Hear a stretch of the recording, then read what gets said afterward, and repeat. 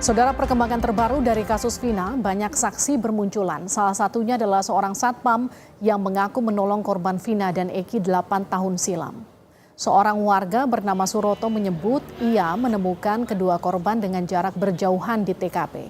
Suroto melihat pria yang diduga Eki sudah tidak bernyawa saat ditemukan, sementara ia mengaku perempuan yang diduga Vina masih hidup karena sempat meminta tolong padanya. Saat menemukan keduanya pertama kali, Suroto menduga keduanya jadi korban penganiayaan dan kekerasan karena melihat banyak luka di tubuhnya.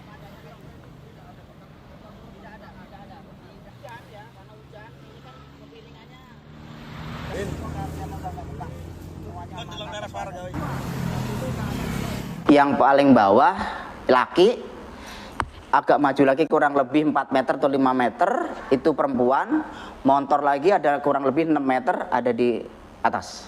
Meninggal. Posisi yang laki saya pegang, saya tanya, dek, itu sudah nggak jawab, langsung saya vonis, wah ini udah meninggal. Dari kepala, dari badan, dari mana? Nah, pokoknya sekujur tubuh itu dulu tuh banyak lukanya, Pak. Dari dua korban itu? Dari dua korban itu.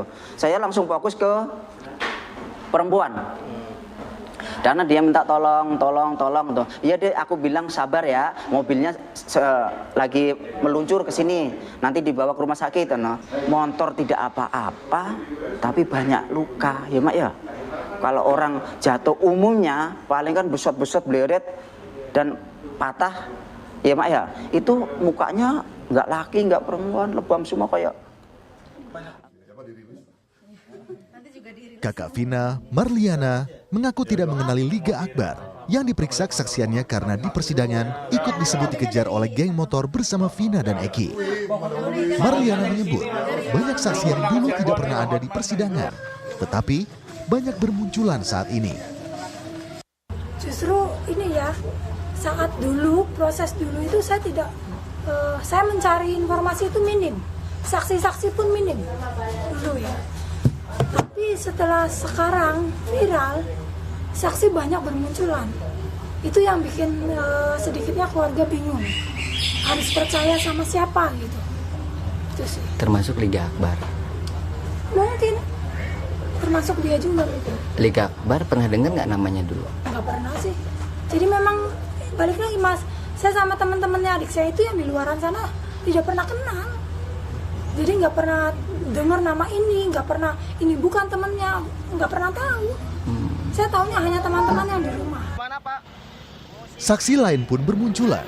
Salah satunya seorang satpam yang mengaku menolong korban Vina dan Eki 8 tahun silam.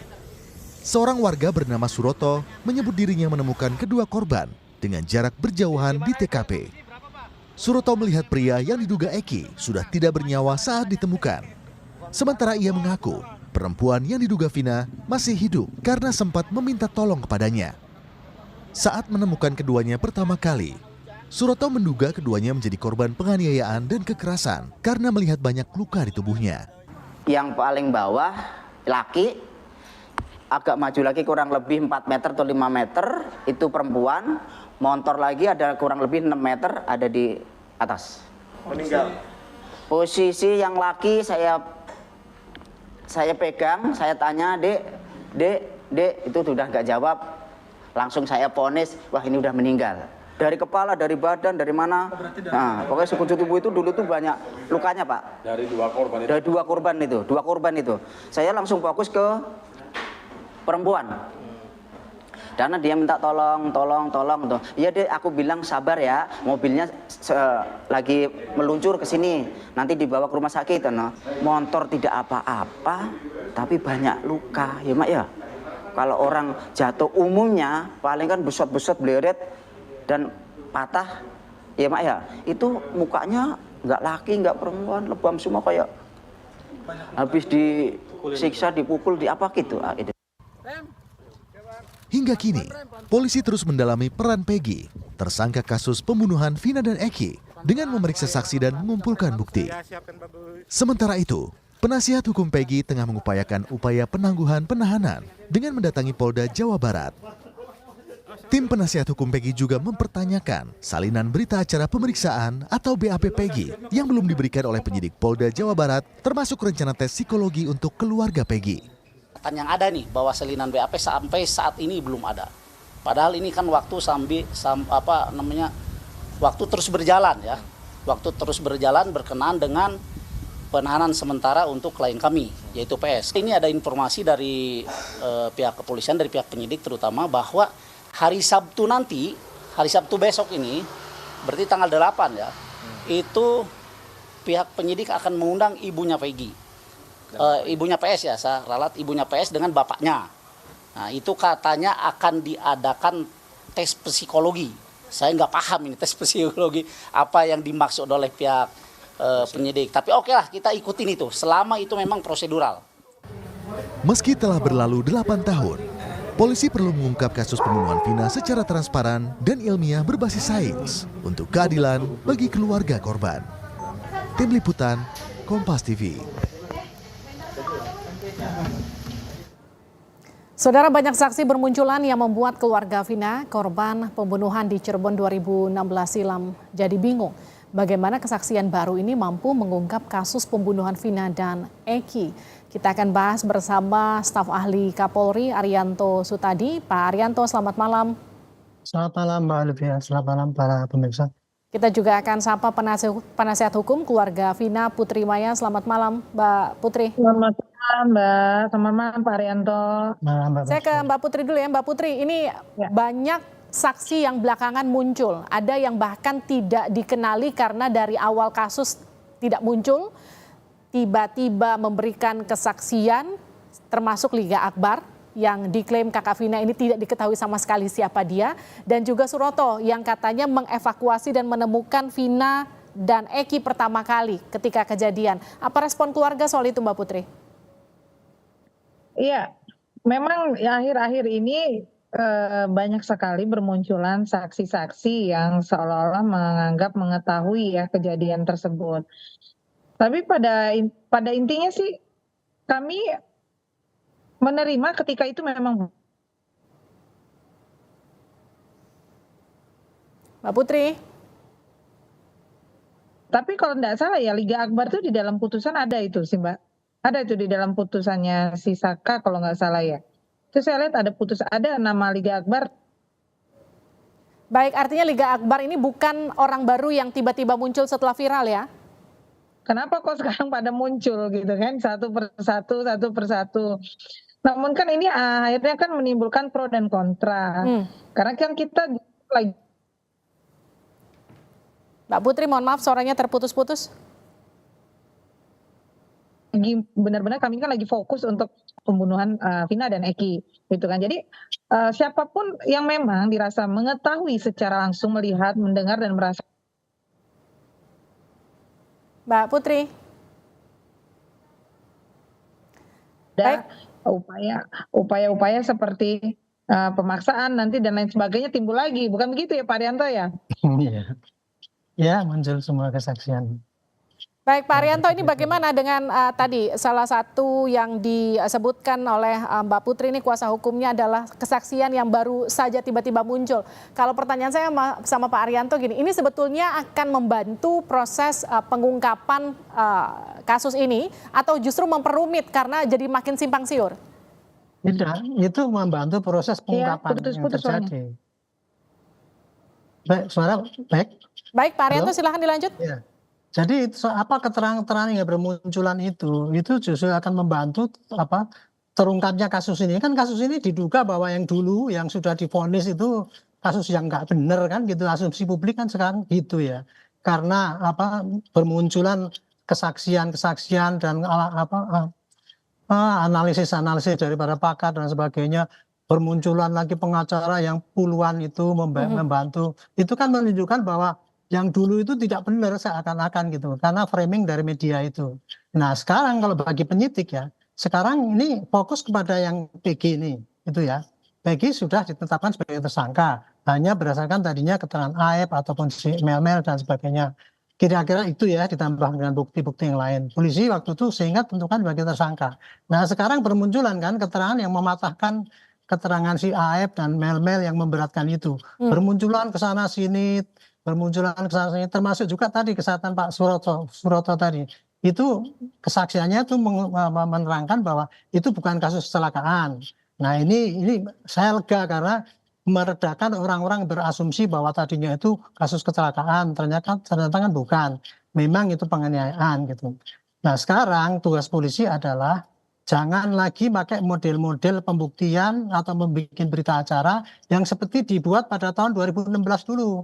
Di 2016 dulu itu kalau pandangan saya kurang lebih itu ya, itu polisi kurang menambah dengan bukti-bukti yang saintifik sehingga sekarang ini dipatahkan oleh pencabutan keterangan saksi.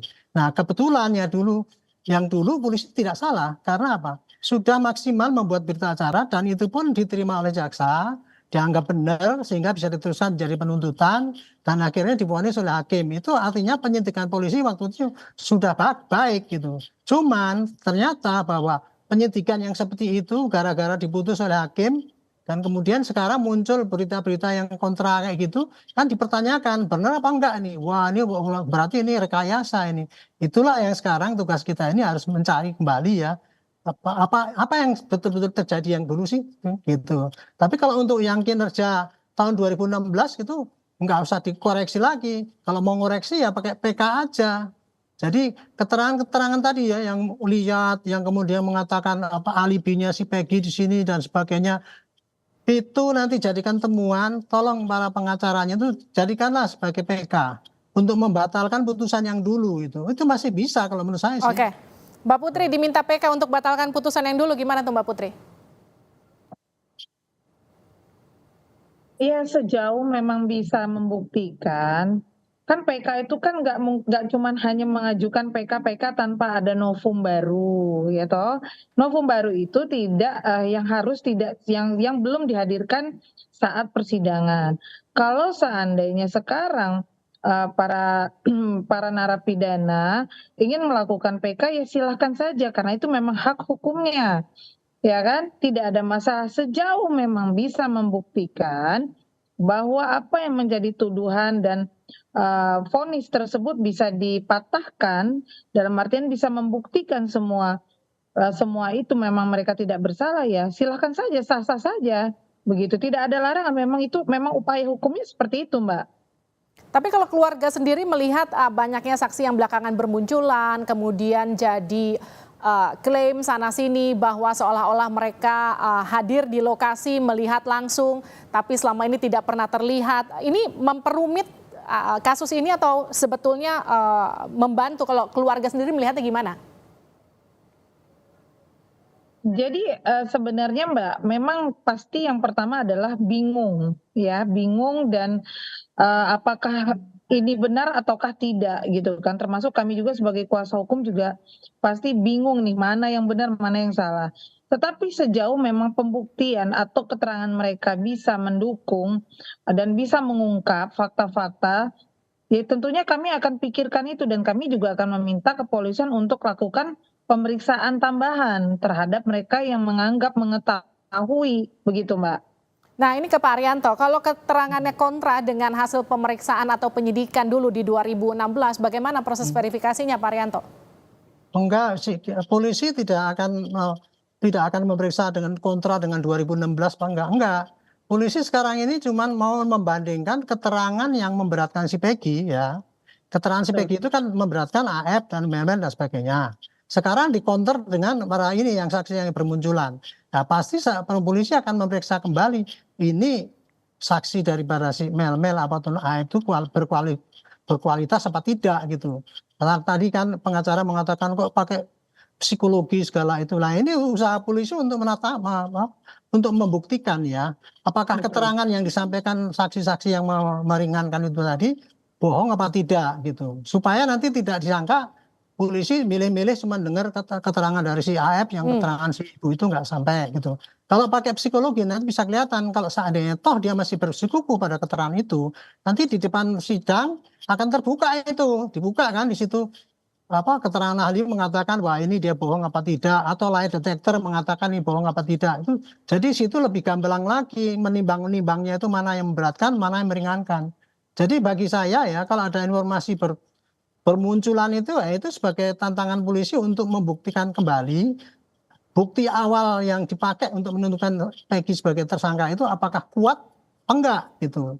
Didukung dengan scientific crime investigation, artinya dengan pembuktian bukan hanya pada keterangan saksi doang gitu ya.